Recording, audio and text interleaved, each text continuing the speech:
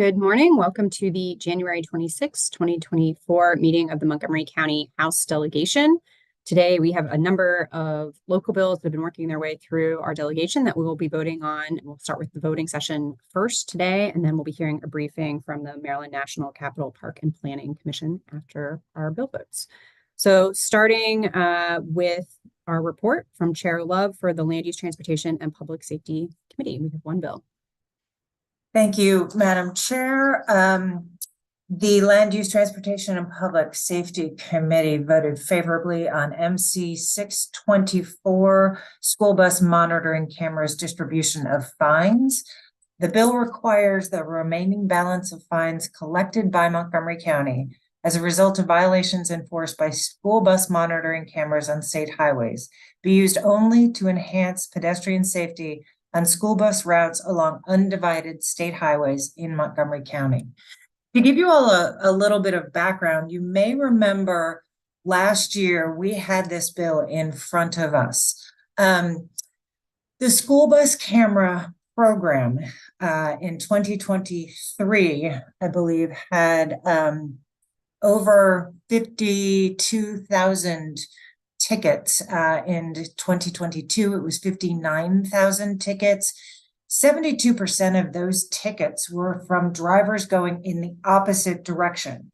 And one of the challenges that we found is that on these 4+ lane highways that are undivided, drivers don't know that they have to stop. So if a bus is in the far left lane, dropping off students, and cars coming in the far right lane, oftentimes they don't stop because they don't know they have to, that other cars are going forward. And that's a $250 fine. So to align our values, if the school bus cameras are there to keep our students safe, and so many people are violating that could indicate those aren't safe. So what we're doing is aligning this with the other camera bills. In speed cameras, the fines go to fix the problem, to re-engineer the roads that are making it unsafe, such that we need the speed cameras. We're doing the same thing here. We're putting the fines where those stops are that are unsafe and making them safe for our students. There is one amendment that SHA asked us about and asked us to put forward. They read the bill as saying the fines that were collected at a specific area had to be spent at that specific area. So we have amended it to say on school bus routes along undivided highways, rather than saying at locations where violations occurred. Madam Chair, I move the amendment. Thank you. Is there a second to the amendment? I'm sorry, I actually missed who seconded that. Delegate Charkoudian. Oh, thank you. Okay, so moved by Chair Love, seconded by Delegate Charkoudian. Before and I see we have a hand up, just as a reminder, colleagues, to be recorded as voting, you do need to have your cameras on, but we can go to questions or discussion. Delegate Kaufman, you're recognized. Yes, can you hear me or not? Yes. Delegate Chair Love, remind me, I did read the bill a while back, and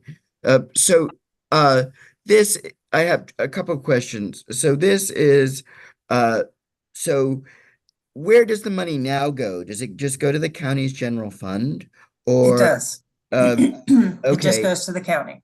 And do you know, because I tend to agree with you that in some cases it's malice, but in a lot of cases people don't know. So have you talked with Director Coughlin or one of his deputies about encouraging them to increase education? Because you mentioned that there's a lack of knowledge there. And of course we want to keep our children safe, but our goal should not be to ticket people, it should be to educate people. So have you nudged him to do that? More of that. Delegate Moon, you might want to chime in here. So yes, those conversations have been had over the last several years, and they put out a report that was linked in the email that you got that includes the education measures that they have done. I will tell you, though, despite all of those education measures. I had a son that went through the program a couple years ago, and he had no idea that if he was on River Road in the far left lane and there was a bus, and it gets confusing because if there's a median, then you don't have to stop. But if there isn't a median, then you do have to stop. So even though they do education and they've done outreach, there's still a lot of people that are getting caught that don't understand. Delegate Moon, did you have anything you wanted to add to that? Could I just put a quick follow-up and then I'll wait for Delegate Absolutely. Mentor. Yeah, I just think that, I appreciate it. And I do remember the department saying something about the education. Thank you for remembering but my editorial comment for the day is, I think you said like 20,000 tickets or something. Is that correct? And so clearly they need to think about different ways to modify their education program, because in this mind of this delegate, it's not working. Thanks for my soapbox. Thank you. Delegate Moon, did you want to add anything? Yeah, thank you, Madam's Chair.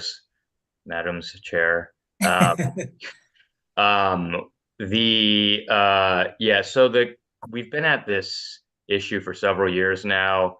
In prior years, we passed a local bill where there was a series of educational efforts that were attempting to address this, but we're at the point where the data seems to be indicating on some of these high volume roads that there's something inherent about the scenario that is confusing. And so this bill is just one piece of it. Certainly the education should continue, but this is the first effort to actually use the funds to actually change the physical bus stops themselves in some way, which frankly, it's not possible to do at all, because if all of the funds go to Montgomery County's general fund, they simply don't have the power or authority to make roadway or engineering improvements on state highways. So that is the part of this issue that the bill is attempting to fix. The county, on its own county roadways where this issue persists, is obviously encouraged to undertake similar efforts. And Madam Chair, I just want to clarify the language of the amendment we're voting on is the one sent by SHA on January 21st. And it talks about the fines collected as a result of violations located within the county may be used solely to assist in covering the cost of roadway and pedestrian safety improvements at locations in Montgomery County along a state highway where students embark or exit a school bus or travel to reach a destination identified in subparagraph 1, excluding expressways. That was the clarifying language SHA wanted to make the implementation as smooth as possible for them. So thank you, everybody. Thank you, Delegate Miracle North. Oh, you're still muted, Delegate. Okay, my apologies. Thank you, Madam Chair, and Madam Chair for your the proposed amendment. Can you just clarify why it is being amended? I hope I didn't miss it because my connection is unstable, but focusing on the problem areas where the fees arrived from, but just generally focusing on all the problem areas of the county, if I heard you correctly. I'm sorry, maybe it's my internet that's unstable, but can you restate your question, please? Sure. Could you explain the amendment? I believe you said it went from focusing on, well, the interpretation was, oh, is this going to focus on the areas where the fines originated from? But now the amendment is to explain, well, is to focus on the money's going to go towards generally fixing these highways. So it's the way it was read was if one ticket is issued here, that $250 has to be spent here. Mm-hmm. And now what we're doing is we're saying, okay, SHA, take all of the ticket money and fix the high incident places. Fix those places, those undivided highway school bus stops where these problems are occurring. Okay. Does that make sense? Yeah. So it provides them some flexibility to get the job done. Okay. Exactly. Thank you. Okay, seeing no further hands on the amendment. Again, reminder to be on camera if you want to be recorded as voting. And I will note that delegates Collison and Wu are both excused for the entirety of the meeting today. And I was informed that two of our colleagues are trying to get back in, but are having some problems. Delegate Wallach and Lopez are both having technical difficulties. So if they're not present and on screen when we're voting here, we might do something else to accommodate them. But okay, all those in favor of the amendment, please say aye or raise your hand. Aye. Aye. Anyone opposed or abstaining? Okay, so the amendment passes unanimously. Is there a motion on the bill as amended? Thank you, Move Madam Chair. favorable. Move the bill as Oh, sorry, amended. go ahead. Moved Second. by Delegate Love, seconded by Delegate Wilkins. Any further discussion? Okay, all those in favor, please say aye or raise your hand. Aye. Aye. Anyone opposed or abstaining? No. Okay. Delegate Wallach, do you want to come on orally? She's having some trouble getting her Yes. camera turned So, on. the video is not working, but I on both. So I don't know if I could do that. Yes, we'll take that. And Ralph, I don't know if there's anything that you can do on your end, but apparently her video just won't turn on. And Delegate Lopez has got her computer died, so I think she will be back in. Okay, so that bill passes unanimously. Thank you, Chair Love. We will move to Chair Chi for the Economic Development Committee's work. Thank you, Madam Chair, and good morning, colleagues. The Economic Development Committee passed the 4 bills last week, 2 Montgomery County local bills and 2 bi-county bills. So I'm going to start with the 2 Montgomery County local bills that are both alcohol-related bills as well. We'll start with MC 924, Montgomery County Alcoholic Beverages, Class B beer, wine, and liquor 3 license for off-premise consumption. This bill was requested by the county government via our chair.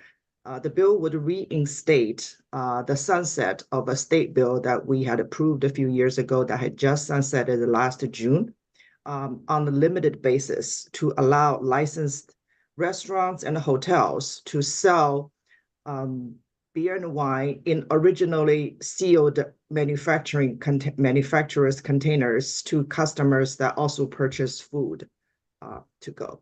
So that's what it does, and it passed the committee unanimously to extend the sunset. Would you like to move the bill? I moved the bill. Thank you. Is there a second? Second. Moved by Delegate Chief, seconded by Delegate Love. Any questions or discussion on this bill? Okay, all those in favor, please say aye or raise your hand. Aye. Anyone opposed? Anyone abstaining? Okay, that bill passes unanimously. Thank you. And the next one is MC 1724, alcoholic beverages, Class D beer and wine license, farm breweries, limited wineries. This one was requested by the District 14 team, Senator Zucker and the entire delegation team from District 14. 2 years ago, it actually passed the House delegation unanimously, but the Economic Matters Committee did not take a vote on the bill. The bill would allow farm breweries and wineries to cross-promote and sell each other's products to capture the economic opportunity. So it's a pretty straightforward bill. There is an amendment to limit to on-premise consumption only to avoid competing with retailers. So it would not be off-premise consumption. And both the amendment and the bill passed the committee unanimously. So should I make a motion on the amendment? That'd be great. Okay, I move the amendment for on-premise consumption only. Second. Okay, moved by Delegate Chi, seconded by Delegate Kaiser. Questions or discussion on the amendment? Okay, all those in favor of the amendment, please say aye or raise your hand. Aye. Aye. Anyone opposed or abstaining? Okay, that amendment passes unanimously. Thank Move you. favorable as amended. Second. Okay, the bill as amended is moved by Delegate Moon, seconded by Delegate Kaiser. Any discussion? All those in favor? I, Aye. Anyone opposed or abstaining? So that passes unanimously. I think Delegate Wilkins has a question. Delegate Wilkins, we're using that to vote. Yes. May I, Okay. sorry, I don't think I was on video in time. I'd like to be recorded favorable on amendment and the bill. Thank you, Delegate Shetty, Vice Chair Shetty. Okay. Thank you. The below two bills came out of the development review process work group chaired by Delegate Leslie Lopez last year. And they were unanimously recommended by the work groups, and they were also by the work group, and the two bills also were supported by the county government and passed our committee unanimously. The first is PGMC 11024, Clerk of the Circuit Court Plat Recordation. The bill allows the archivists to accept digital signatures and digital drawings instead of physically transferring the Mylar from department to department. So it simply allows one more means of signature and approval in the process electronically. So it's an update to our current code. It's also a fairly straightforward bill. I see Delegate Love has a question. If we could get the bill moved and seconded, and then we'll go to Okay, questions. all right, I move the bill. Is there a second? I second. Okay, moved by Delegate Shi, seconded by Delegate Foley, recognizing Delegate Love. All right, I may be having a senior moment, but I don't remember sponsoring this bill. Oh, Not that I'm sorry, did I opposed say to it. Delegate Love? It was sponsored by Delegate Lopez. Okay, thank you, because it's listed in the synopsis as sponsored by Delegate Love, and I'm like, I don't. Oh, remember really? doing Okay. Thank You're you. off the hook. Sorry for that error. that. Thanks. Okay. Delegate Spiegel. Thank you, Madam Chair. I'll say that in general, I'm supportive of, any better use of technology to make the processes that we're dealing with here more efficient. But I did see in the background materials that there was some testimony or correspondence, both from the county and from MNC PPC, suggesting that there needed to be some technical amendments. And it's not clear to me whether MNC PPC and the county were both requesting the same amendment or they were slightly different. But I'm just wondering what happened in the subcommittee with those amendments. Were they addressed, and where does that stand? Thank you. Thank you. That's a good question. Actually, the bill was drafted incorrectly, so it has been corrected since, and now we're on the same page. Thank you. And I'll just further clarify, I think that was done through yellow sheeting and not amendment. And that's why the bill doesn't Right. have any amendments before us. But yes, I think everything's been addressed. That is correct, Madam Chair. Thank you, Ralph. Thank Any other discussion on this bill? Okay, we had a motion and a second. So all those in favor of this bill, please say aye or raise your hand. I, Aye. Anyone? Aye. Thank you. Anyone opposed or abstaining? Okay, so that bill passes unanimously. Thank you. And our final bill is PGMC 11124, subdivision plats conditions. It was also requested by Delegate Lopez. It would allow the planning board to conditionally approve the subdivision plats, which are maps that show how the land is divided while the plats are being circulated across different agencies and departments for signatures.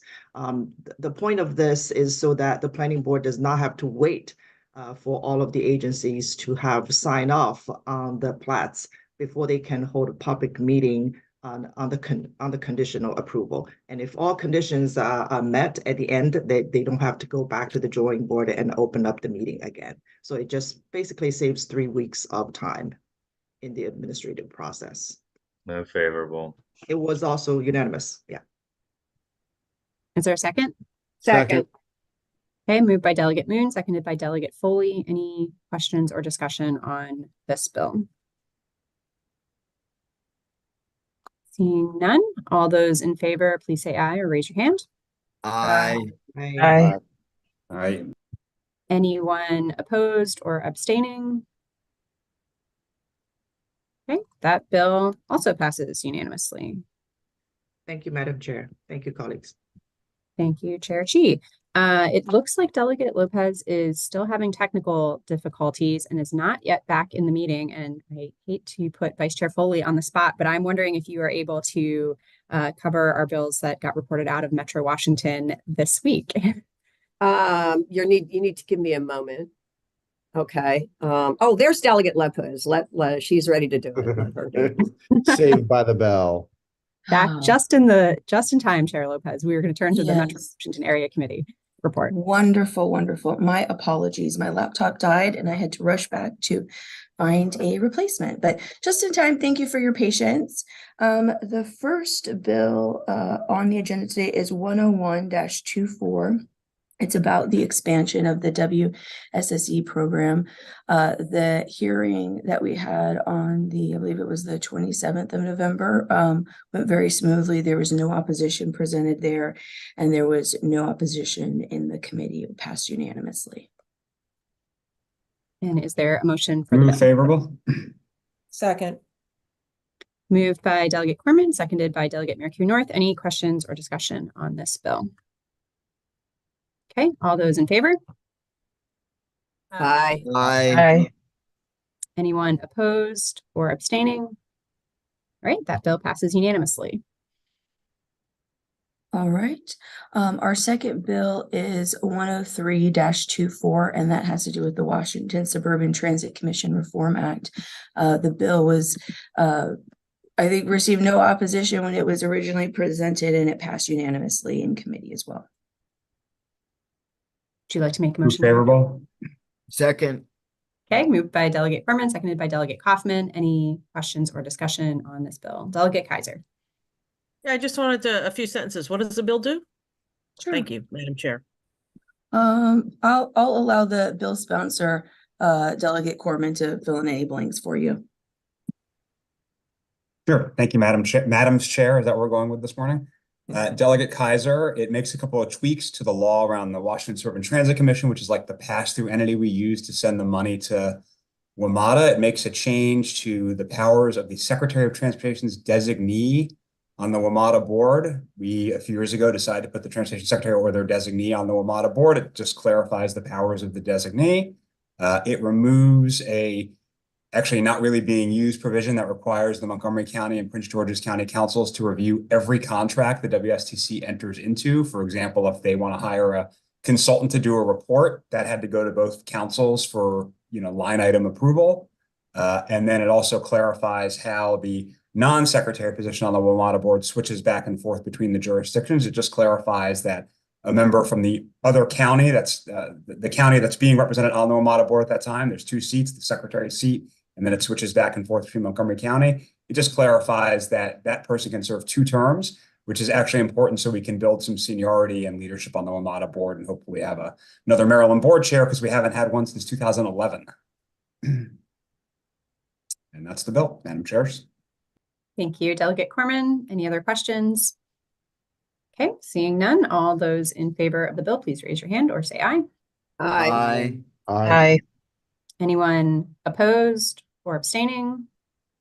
Okay, that bill also passes My unanimously. camera was off automatically, accidentally, but I'm here. So aye. All right, thank you, Delegate Kaufman. And Delegate Lopez, I know you were trying to get back into the meeting. Do you want to be recorded in the affirmative for all of the votes that you missed while you were out? Yes, please, especially my own bills. We'll do that. Thank you.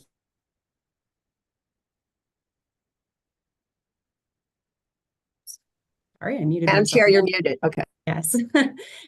Thank you, colleagues. That is the end of our voting session for today. We are now slightly more than halfway through all of the bills that are currently in our delegation. I will note that does not yet include any of the bills by county bills that might be coming over from Prince George's County in the coming weeks. But thank you to our committee chairs and all of you for your efficient work here in the last few weeks in terms of making so much progress. So with that, we will now turn to our briefing. We have Park and Planning with us here today, and I will turn it over to them for whoever is going to be presenting on their end. Yeah. So I'll start. Good morning, Madam Chair and delegates, and thank you for the opportunity to come before you today to tell you about our current work and what's ahead.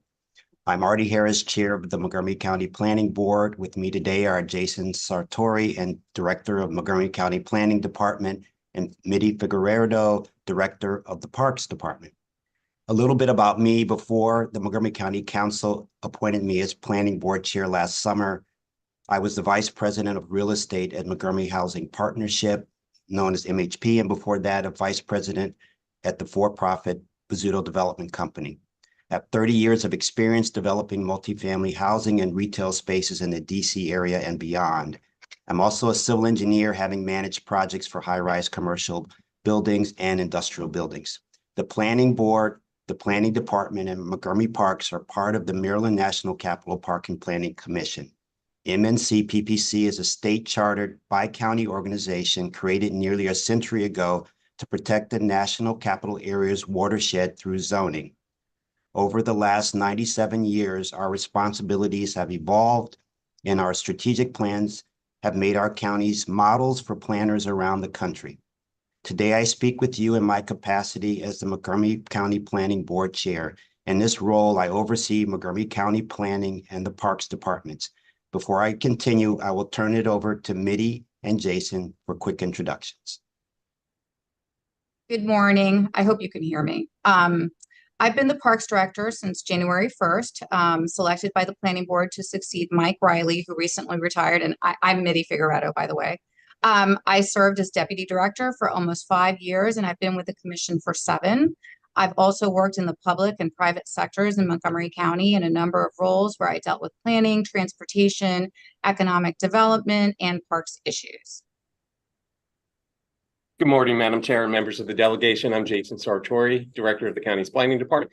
And as a resident of Montgomery County for nearly 22 years, I have to tell you that I am so energized by the opportunity that this role provides to enhance the quality of life and livability in the county, and to get to work with all of you to make that happen.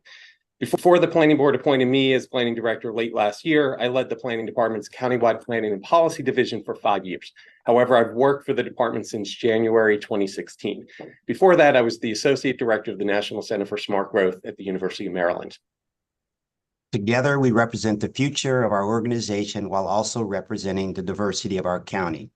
We're deeply proud of what our organization has accomplished and are excited about the opportunities on the horizon to ensure Montgomery County thrives for generations to come. I'm going to turn this over to Jason to talk more specifically about our work in planning. Thank you, Chair Harris. So just want to see if we can advance the slide here. Okay, thank you. All right, probably weren't expecting this. So do you remember these magic eye images that were popular in the 80s and the 90s? You could look at one of these and only see squiggly lines and patterns. But if you looked at it from a different perspective, or quite literally at a deeper level, you could see a 3D image emerge from all the noise. Many people struggle to see the image until they change the way they looked at it. Now, I'm not going to quiz you on what you see in this image. In fact, I'll help reveal it for you. This here is the logo for our county's new general plan, Thrive Montgomery 2050. The point of me showing this image is to demonstrate how what we do at the Planning Department on the surface can seem like a bunch of squiggly lines or just a lot of mapping. But when you look closely, something more complex and exciting comes into view. Our role is to look at places from different perspectives and help a community vision emerge with clarity, particularly through our master plan process. For example, let's look at this next image. It's a bird's eye view from 14 years ago of a huge parking lot surrounding some retail spaces in North Bethesda. Some people would look at this and only see impervious asphalt serving the needs of vehicles. But our master plan process revealed an opportunity to create a mixed-use, person-oriented community. Fast forward to today, that parking lot is now Pike and Rose. It's one of the most vibrant and popular destinations in the region for shopping, entertainment, great restaurants, and housing. It's also much more environmentally sustainable. This is the result of the Planning Department's 2010 White Flint Sector Plan. But still, much like the magic eye image, we see more than just Pike and Rose here. What we see is the cornerstone of what are called complete communities. Complete communities feature a mix of land uses, services, amenities, infrastructure, transit, and housing in a core walkable area of a neighborhood. Complete communities let locals enjoy much of their day-to-day life within a short distance, what we refer to as 15-minute living. It imagines that residents of more urban parts of Montgomery County could easily and safely walk, roll, or bike to transit, to work, to run errands, or to eat. Complete communities are a key concept of Thrive Montgomery 2050, the county's new general plan that Montgomery Planning and the Planning Board developed in collaboration with the community, with county agencies, and with the county council. The goal moving forward is to apply the elements of complete communities in each of the master plans that we prepare. We also expect that development applications will help advance this concept of complete communities as well. The safety of pedestrians and bicyclists is a critical part of achieving complete communities. In 2023, the Planning Board and the County Council approved Montgomery Planning's Pedestrian Master Plan. The plan was shaped by input from hundreds of residents around the country and in collaboration with county agencies. It is the county's first comprehensive vision to create safer, more comfortable experiences for walking or rolling around the county. When fully implemented through development and other policy updates, getting around the county will be more convenient and accessible for every pedestrian. And we're very excited that this is beginning to happen. Montgomery County just passed the Safe Streets Act. It's a series of actions that were recommended in the Pedestrian Master Plan. They include giving pedestrians head starts to cross the street at signalized intersections in downtowns and town centers, prohibiting right turn on red at busy intersections in downtown areas, and requiring the county to implement an automatic traffic enforcement plan. We're also pleased this year there are bills in the state level that are proposed making similar changes on state roads and that advance our collective goals of more multimodal travel. In other words, traveling without using a vehicle. There's more to come for pedestrian safety in Montgomery County. The Biden administration just gave the planning department a grant to come up with better guidelines to design safer lots. Poorly designed parking lots that prioritize vehicle movements discourage people from using other modes of travel and pose unique safety risks. The great team at planning, through its research for the Pedestrian Master Plan, saw data that surprised them. Montgomery County alone, 20% of all crashes involving pedestrians happen in parking lots. The guidelines will help to develop will be to go-to resources for designing or retrofitting parking lots for safe multimodal access. We will clarify our parking lot design and provide a user-friendly framework for developers, engineers, planning and transportation staff, policymakers, and community members. This will help to make informed decisions about safety features, lot layout, services, amenities, and green infrastructure. We're grateful for the White House's support to help us make getting around the county a lot safer. Our work is driven by Thrive Montgomery 2050 and our Parks, Recreation, and Open Space Plan, otherwise known as PROS. These guiding documents led us to our work on pedestrian safety and continue to lead our work ensuring there are spaces for residents and businesses to thrive. Thank you, Chair Harris. PROS is the Parks Department's policy plan. It sets our direction and priorities for years to come. It builds on Thrive 2050 and it establishes three main goals: fostering physical activity, creating social connection, and protecting the environment, especially in diverse and urbanizing areas and with an emphasis on teens, working age adults, and seniors. We want to make physical activity accessible and irresistible for people of all ages, and you don't have to play a team sport. We've invested in high quality ball fields, but there are a lot of other ways to go outdoors in parks and get some exercise. We want people to come into our parks and spend time with their friends and family, but also to engage with people they don't even know yet and who might be different from them. This is fundamental to mental health and a healthy democratic society. Environmental stewardship's always been a critical mission for us. We started out as a Stream Valley Park System, and the expertise of our natural resources staff is top-notch.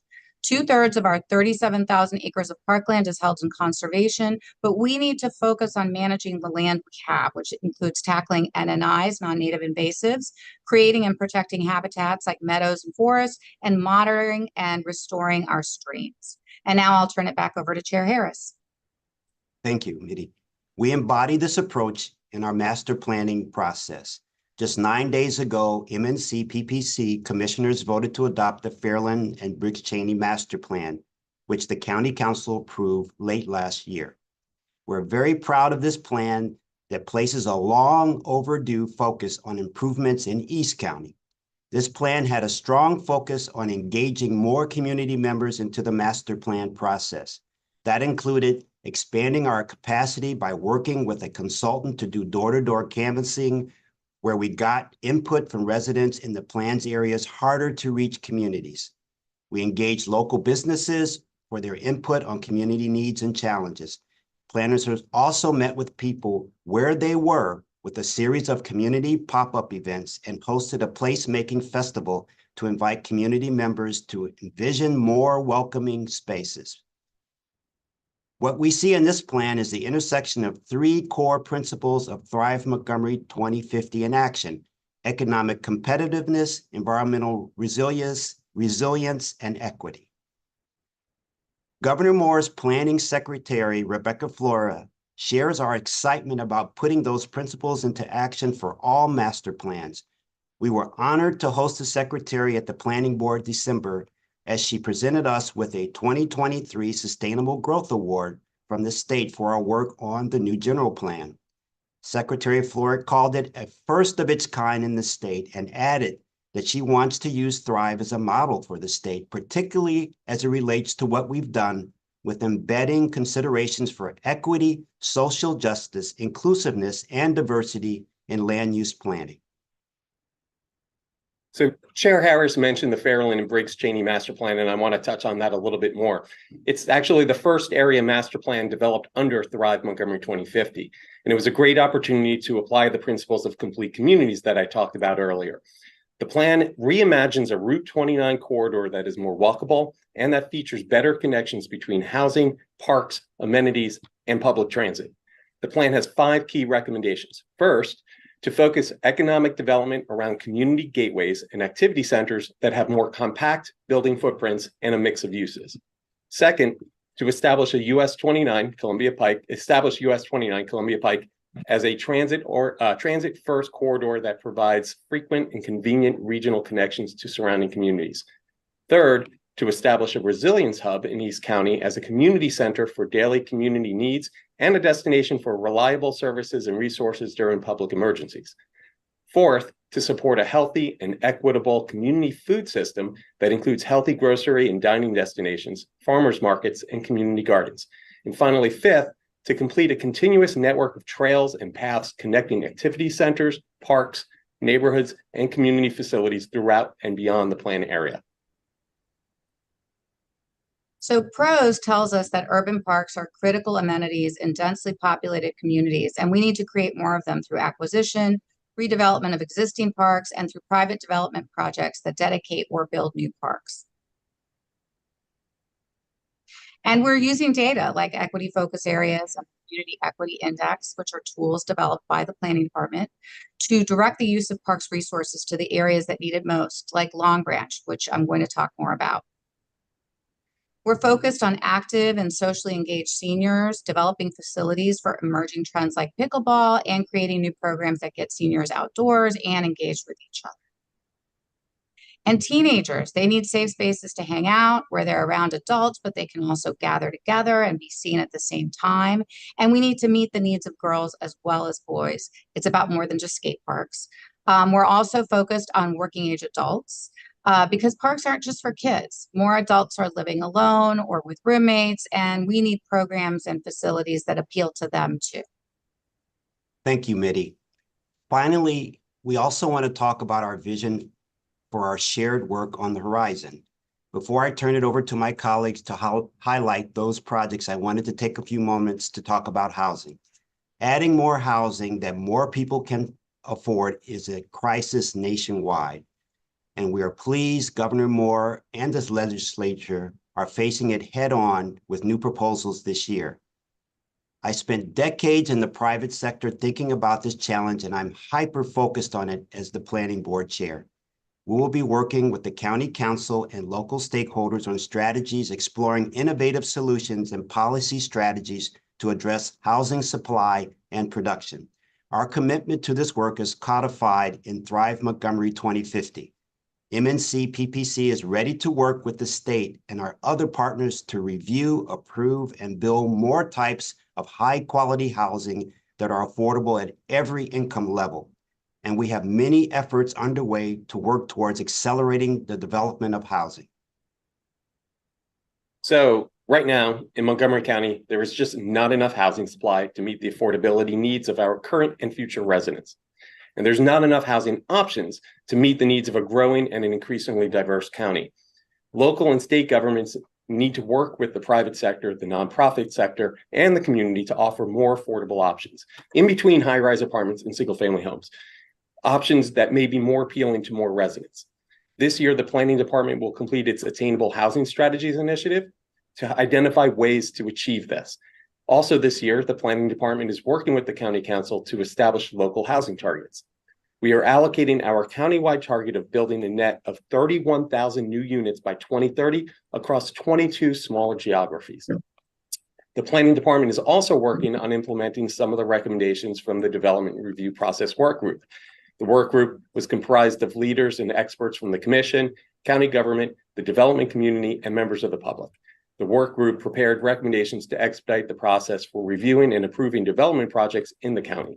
Some of the recommendations are things that the Planning Department can change on our own. Other recommendations need changes in state law to implement, and we appreciate Delegate Lopez introducing 3 bills in line with the work group's recommendations, 2 of which you advanced earlier this meeting.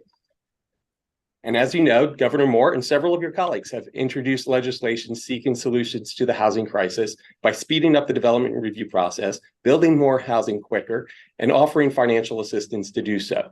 Currently, there are 2 ways to expedite the review of affordable housing projects in Montgomery County. The first is through submission of a mixed income housing community plan, which requires a public hearing by the planning board within 60 to 65 days after an application is accepted, rather than the standard 120-day requirement. To go through this expedited review, projects are required to meet high levels of affordability. The second is the Speed to Market initiative, which streamlines the approval process by consolidating multiple plan approvals. Priority projects can have all elements of a development plan reviewed concurrently to eliminate months from the approval process. We look forward to working with the county delegation to review this year's housing bills and how they would interact with current county programs and policies. Meanwhile, the department has a robust work program for 2024. A handful of master plans are already underway and will reach major milestones for communities in Tacoma Park, Clarksburg, Great Seneca, and parts of Wheaton and Silver Spring. We'll also produce studies and guidelines about shared streets, urban design in Friendship Heights, placemaking efforts, urban loading, and more. We'll begin studying the Glenmont area with a focus on opportunities along the Randolph Road and Georgia Avenue corridors, and we are re-examining the Germantown Employment Corridor. We'll also continue efforts to implement the work group's recommendations to streamline the county's development review process. And of course, we'll continue to review development applications as well as public projects through the mandatory referral process. So now I'll real quickly highlight a few recently approved projects. So this is a rendering of Sligo Apartments on Sligo Avenue in Silver Spring. The project was approved in July 2022, but what makes it notable is that it was approved as a speed to market project, which I mentioned earlier.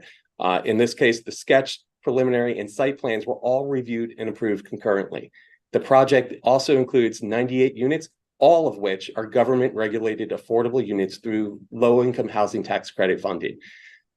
24.5% of those units are actually going to be enrolled in the moderately priced dwelling unit program, meaning that they'll remain affordable even after the LIHTC restrictions are lifted. The White Oak Apartments, which is currently in the permitting and construction phase, also went through the speed to market approval process and is a great example of a mix of housing types, offering 359 multifamily rental units in the 5-story building shown here, plus 25 rental 2-over-2 townhouses. Located on a site near the FDA in East County, it will provide easy access to the county's Flash BRT network on US 29. Going back to Pike and Rose, here's a rendering of the new Choice Hotel and Sodexo Group headquarters that opened late last year. As with the rest of Pike and Rose, it's another great example of converting parking lots to places. In addition to office space, this building includes 10,000 square feet of street level retail. And finally, the redevelopment of the Burtonsville Crossing Shopping Center is a good example of how collaboration and investment can help transform a community. Efforts like this benefit from the county, state, and private sector partnering together. In this case, the District 14 delegation played a key role in securing funds for facade improvements at the site. Shopping Center was the site of a massive placemaking event organized by the planning department in 2019. Now, the redevelopment plan will replace 7,600 square feet of the existing shopping center with a centralized gathering space with outdoor seating and a stage for arts and community events. Just last week, a Sprouts grocery opened here, but there's more to come here, including extensive pedestrian and bicycle improvements along Old Columbia Pike. So this was just a few, but there are a lot of really exciting projects moving forward across the county. In implementing PROS, we're laser focused on project delivery and delivering results for our residents. And that means innovative, equitable engagement, reliance on data, and collaboration. We recently received federal funds for trail safety and trail connections through the Safe Streets for All and RAISE grant programs. The RAISE grant represents the results of an important cross-jurisdictional collaboration with Prince George's County, and it's going to fund the rehabilitation of the Sligo Creek and Northwest Branch trails in Montgomery County.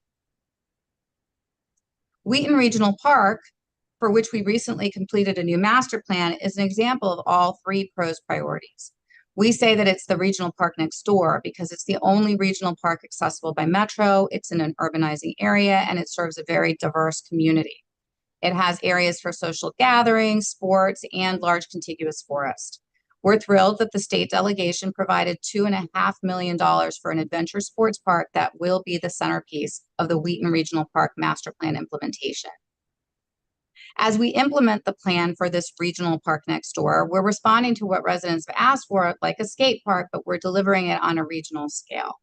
The Wheaton Adventure Sports Park will be unlike anything else in the county or the region. It's going to have something for beginners and experts and everyone in between, including a skate park, a BMX park, parkour, a climbing wall, and if adventure sports aren't for you, it's going to have plenty of spaces to hang out and really great people watching opportunities.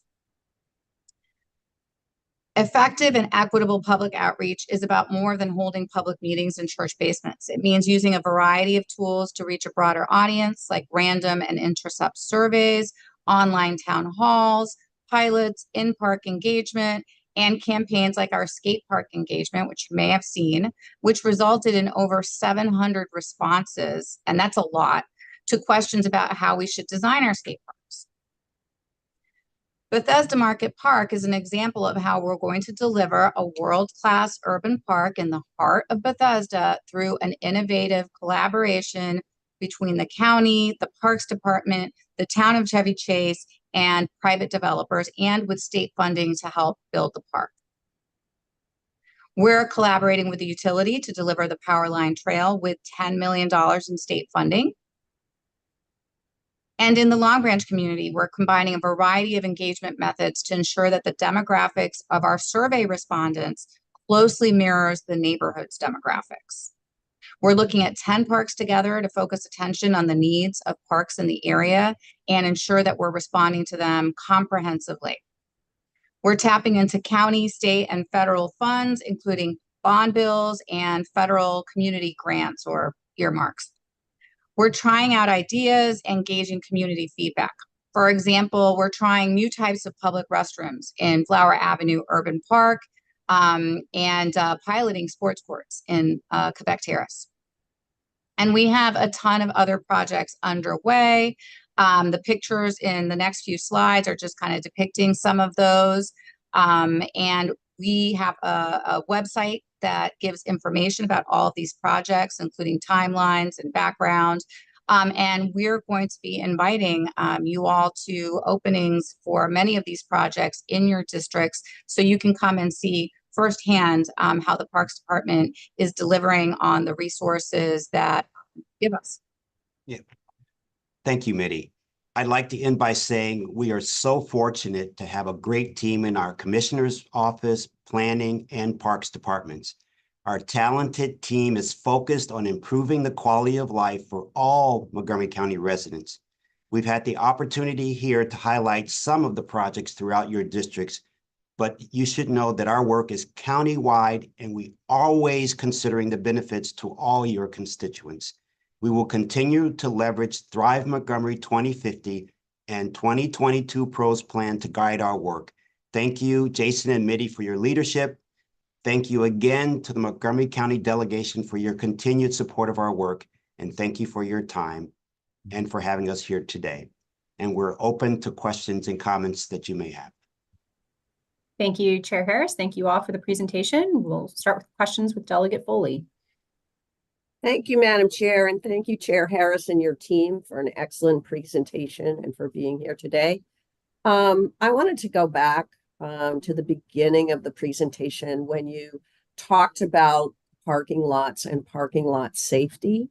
I'm glad to see that there's some focus on this. I do think that the data bears out that parking lots are extremely dangerous and we don't pay a lot of attention to them in terms of pedestrian safety. However, a couple of questions about what you presented, which I understood, which was just a kind of quick overview. And I'll just ask all my questions. First, you said it was a $120,000 grant from the federal government. That is not a lot of money. I'd like to know like what that grant is going to be used for, and is there any additional money available for parking lot safety? You also spoke about, you indicated that it would be not just new parking lots, but retrofits. And I'm a little bit curious as to what is there a plan to get that done? I mean, obviously there are thousands of parking lots in Montgomery County, and which parking lots would be subject to the retrofitting dictated by the planning board? Thank you. Those are all my questions with respect to parking lots. Thanks. Yes. Yeah. So I'd like Jason, are you? Yeah. Okay, great. Yeah. So thank you, Delegate Foley, for that question. And yeah, it is this is actually something that was identified in the county's Vision Zero action plan as a priority for the county. And so we're really excited that we have the opportunity to move forward with this. We do have in our FY25 request to the County Council some funding for this, but that was somewhat pending us getting this grant. And now we've got the grant. We're probably not going to need all the funding that we were looking to get from the council. But the grant does require us to have a certain amount of match. What this would do is actually develop design guidelines that will help guide our review of development applications, or also help developers who are building new parking lots to have something to follow in terms of what best practice is for pedestrian safety with parking lots. So we believe that will be a sufficient amount of funding to be able to develop those guidelines. We're going to bring in a consultant who's an expert in this field to help with that. And in terms of the retrofit, it's that's a tough thing. We don't have the ability to really force the hand of private property owners to do that so easily. But if something gets redeveloped, then we would ask them to be following those guidelines those design guidelines that result from this project. Thank you. So just to clarify, this would not really be like a retrofit, but it would be more if there's a change in the use of the property, then it would be that would be part of the development plan. Yeah, right now we don't have any guidelines that help guide how to safely build those parking lots. And I thought that image that we had was a perfect image where you see the elderly person walking a child in a stroller with with any car could back up at any moment. So that kind of horrified me looking at it. So and just one quick follow-up, if I may, Madam Chair, and I assume that this also would apply to parking garages. I don't know if we've looked. I'll check on that to see when we prepare our scope of work, we could see if we can include that as well. Thank you. Mm-hmm. Thank you. Recognizing Delegate Corman. Thank you, Madam Chair. First, I just want to thank you, especially Parks, for compromising on Little Falls Parkway, which has been a very big issue in District 16. I know it was painful, and shout out to Councilman Friedson for his work on that, but I think it landed in a place where you have public buy-in, which is very important when we're doing these things. Obviously, not everything is done by plebiscite, but we do require public support for our actions, especially when we don't have the shine an election for some of these roles to say it's sort of the public's will. But my actual question is for my constituent, Jason. I have my handy dandy Bible of Montgomery County planning here. There's a whole section in it called the Battle of Friendship Heights. So I was hoping you could tell us more about the work on your slide, the ongoing and soon to be work in Friendship Heights and what the status is there.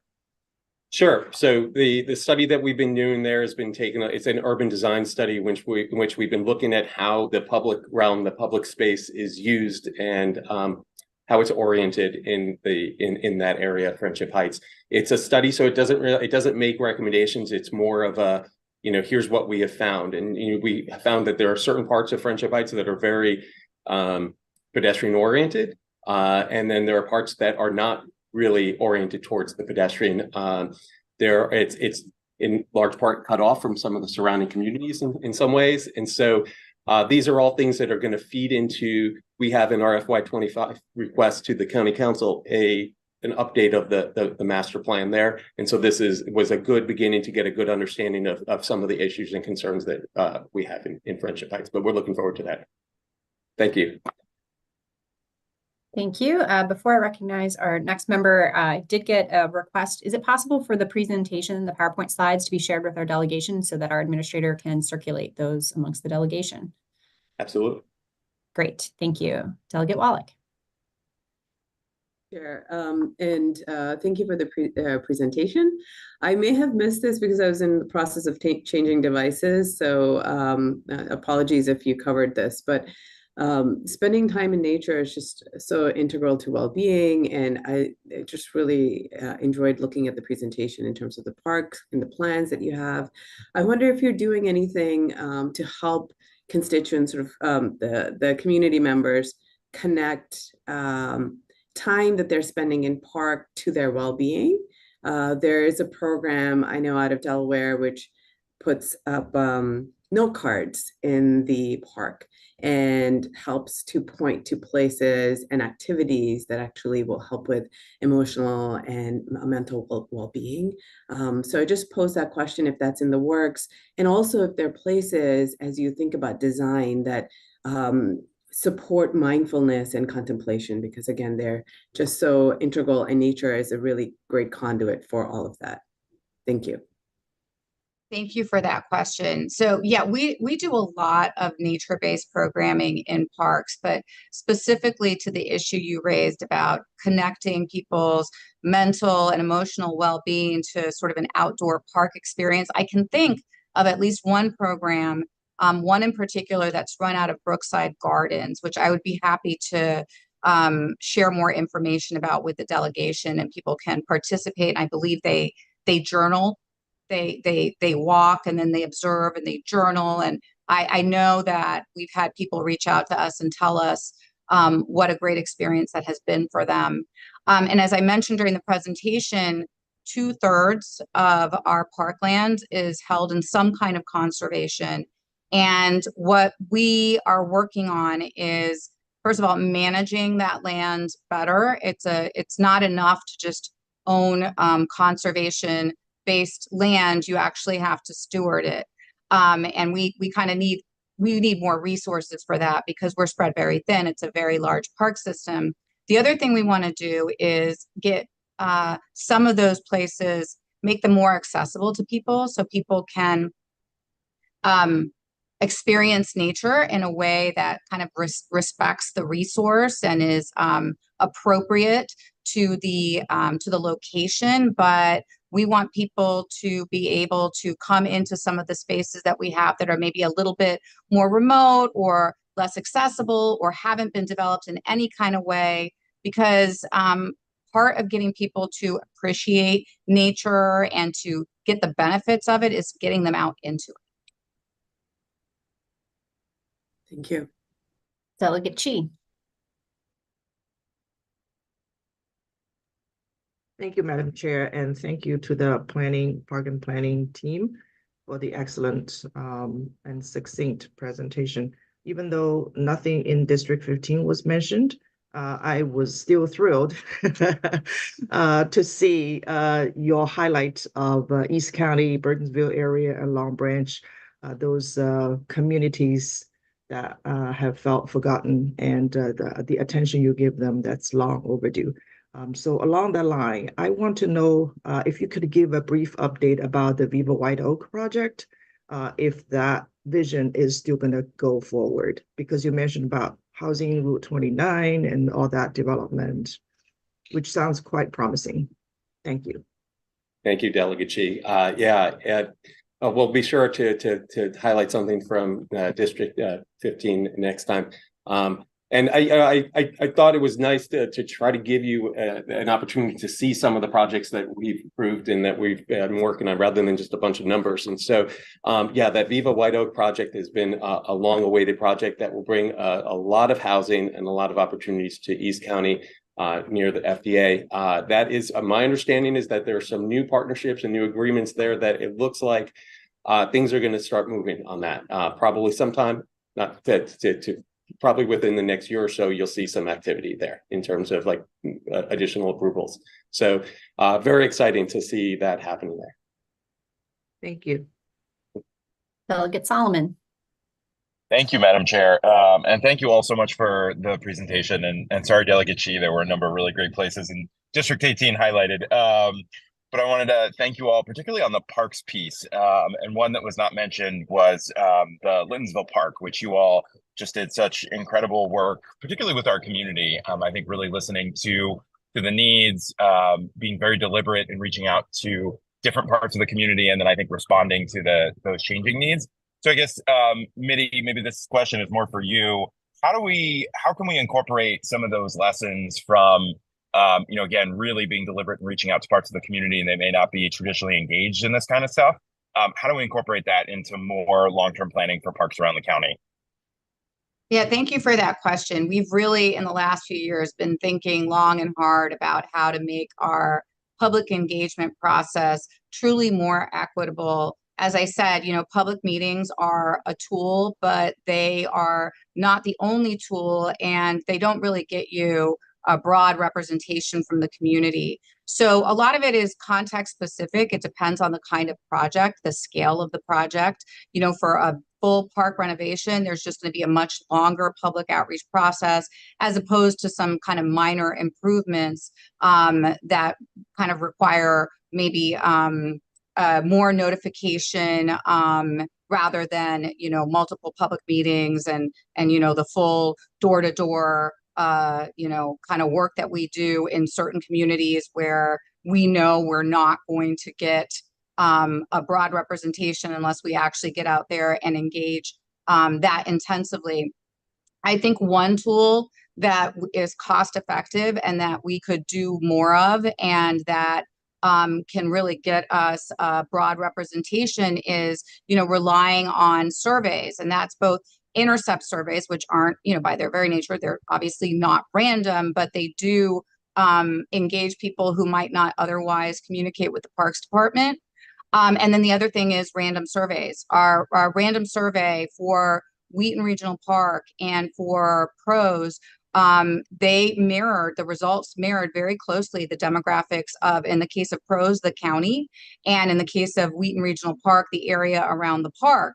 And we got a lot of really valuable data from those surveys. So I guess the answer to your question is we've got a lot of tools at our disposal, and we kind of want to use them together to try to get sort of the best, most actionable input based on the type of project. And we are proud of the work that we did in Rosemary Hills, Littonsville, proud of the work that we've done in Long Branch, and we do want to continue to kind of replicate those efforts going forward. Thanks, Mitty. I don't know that I've ever been to a community meeting where at the end of it, nobody had a complaint. And again, I think that was a testament to the work that your team really did over the spring and summer and fall to reflect the needs of the community and the changing needs. So thanks for that. I appreciate that. I can't promise it's always going to be like that, but thank you. Delegate Wims. Thank you, Madam Chair. I have a question for the thousands of kids in the Up-County region. When will the carousel come from Wheaton to the Open Haven Park, Up-County? Thank you so much, Delegate Wims. That project is well underway. I think we're beginning construction later this year. So it shouldn't be too long, and I can get you a more detailed timeline, but we're making progress on that finally after all this time. And at the same time, because we're removing the carousel from Wheaton Regional Park, we're fully rehabbing it. There's a specialty contractor that does a detailed renovation to what is a historic carousel. And then we are purchasing a new carousel for Wheaton Regional Park. So there's a lot of background work that has to get done to move that carousel to Ovid Hazen Wells, but it's happening. Okay, thank you. Thank you. And actually, I do have a question in regards to housing. I'm just curious, given Metropolitan Washington Council of Governments, COGS, housing goals for the region, like how is Montgomery County in terms of our pace of creating new housing compared to other jurisdictions in the Metro DC area? Sure. It seems like there are a couple of jurisdictions, I think DC in particular, that has done quite well with in terms of being on track with its target. We're slightly off pace. It's not as bad as I think we thought at one point. We've gotten some more reliable data from our Department of Permitting Services. When we are working on this, the local housing targets, we're actually going to adjust, recognizing we're now 4 years into that 10-year period.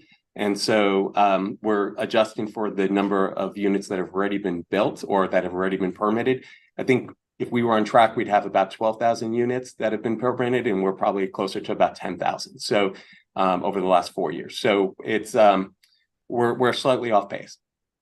Okay. And I did want to share, I just sent to you, Chair Polakvich-Carr, an email with 2 links. One, a link to a Dropbox that has the PowerPoint from this morning, and the other, a link to the Friendship Heights urban design study. I would have shared it in the chat, but it's disabled for me. So if you could share that with the delegation, that'd be great. Thank you. Yes, of course. We'll have our administrator share that out over email. Yeah. And Madam Chair, we're with respect to housing, it's a big focus of ours, accelerating housing production, and we're talking to developers. We're going through our Montgomery 2050 Thrive Plan and looking at all the recommendations from there, how we can implement those recommendations. We're going to be having some work studies here with all from our staff and others to come up with some greater focused ideas on how to really focus on accelerating housing. So it's a big focus of ours, and you'll be getting more and more what we're coming up with in the near future. Okay. Great. Thank you. Thank you for that information. Any other questions, colleagues? I don't see any other hands. Okay, I think with that, we will thank all of our presenters from Park and Planning for being here today. We very much appreciate it. Colleagues, when I said before that we were done with our voting session, I had forgotten one item that was not on our agenda, but we do have a late filed bill request, and I will note for our new members is that we do need to vote on whether or not to accept any bill that is late filed that would come before the delegation. And then if it is accepted, it'll go through the normal process. It'll be scheduled for a public hearing at a future meeting, work through the committee, etc. But I will turn to Delegate Corman to ask what the bill is and why it is late. Sorry, my stable was my connection was unstable. Am I just supposed to do my normal spiel now, Madam Chair? Yes, please. Yes, I just said if you could say what the bill is and why the bill is late. Sure. So first of all, I apologize for the late filed bill. If you remember my reign of terror as delegation chair, I was not a fan of the late filed bills. This relates to training for anti-Semitism, Islamophobia, and other forms of discrimination in our schools, and it's late because of our senator. All right. I don't see any questions, so we will just go ahead and take a voice vote to accept the bill as late filed. Well, I guess we should take a motion. Is there a motion to accept the bill as late filed? So moved. I'm sorry, go ahead. Linda, got it. Everyone's eager to say this. Okay, we'll say it was Delegate Foley, seconded by Delegate Kaufman. All those in favor of accepting the bill as late filed, please say aye or raise your hand. Aye. Aye. Anyone opposed? Anyone abstaining? Okay, so we have unanimously agreed to take that bill as late filed. Ralph will work with your office, Delegate Corman. Likely we'll try to get the hearing on for next week's meeting agenda, if that can work out. And lastly, I'll just turn to our local committee chairs to see if any have any updates about upcoming meetings. Chair Love. Thank you, Madam Chair. The Land Use Committee will meet Monday at noon. We will take up MC 1124 and MC 1224. Please be on time. Thanks. Thank you. Delegate Chi, Chair Chi. Yeah, thank you, Madam Chair. The Economic Development Committee also has a work session coming up, which will be this coming Thursday, next Thursday, February 1st at 9 a.m. over Zoom. We have 2 bills left. Thank you.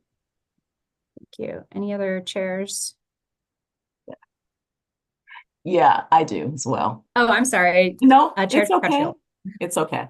So the Education, Election, and Housing Committee will meet. We now have a new meeting date, which is Thursdays at noon. And we'll meet this coming Thursday and possibly only take up one bill, one quick vote on, hopefully. But anyway, if there's any change, we will definitely get that information out to you. Thank you. Great. Thank you. And as always, all of the information about upcoming meetings is posted on the delegation website. We actually have time this week, unlike the last couple of weeks. Any other announcements from members of the delegation before we adjourn? Okay, seeing none, we are adjourned. Thank you all. See you on the floor in about 45 minutes. See you.